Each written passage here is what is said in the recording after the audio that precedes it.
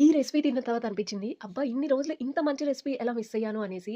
In case ఫ్యూచర్‌లో గనక మన లక్ బావుండి మనం గనక రెస్టారెంట్ ఓపెన్ చేస్తే డెఫినైట్‌లీ ఈ ఐటెమ్ అనేది నేను యాడ్ చేస్తాను మెనూలో. నాకంత బాగా నచ్చింది. ఇది తిన్న తర్వాత దీని ముందల చికెన్ కూడా వేస్ట్ అనిపించింది. ఇప్పటిదాకా చూపించిన చికెన్ పకోడీ కాదా అంటే డెఫినైట్‌లీ కాదు. అదొచ్చేసరికి మిల్ మేకర్ పకోడీ. ఈవెన్ కొంచెం కూడా డిఫరెన్స్ అనిపియదు. ఇన్ కేస్ మిల్ మేకర్ ఇష్టం లేని వాళ్ళకి పెట్టినా కూడా చికెన్ అనుకోని ప్లేట్ ఖాళీ చేసేస్తారు. అంత టేస్టీగా, అంత కమ్మగా ఉంది. ఇంకా ప్రాసెస్ విషయానికొస్తే ఎక్కువ హడావుడి లేకుండా ఫస్ట్ నేను మిల్ మేకర్‌ని బాయిల్ చేసుకొని పక్కన పెట్టేసుకొని చిన్న చిన్న ముక్కలుగా కట్ అనేది చేసుకున్నాను. తర్వాత దాంట్లో ఒక 2 టేబుల్ స్పూన్ గోధుమ పిండి, 2 టేబుల్ స్పూన్ వచ్చేసరికి శనగపిండి ఏసుకున్నాను. ఇన్ కేస్ ఉంటే బియ్య పిండి కూడా వేసుకోవచ్చు.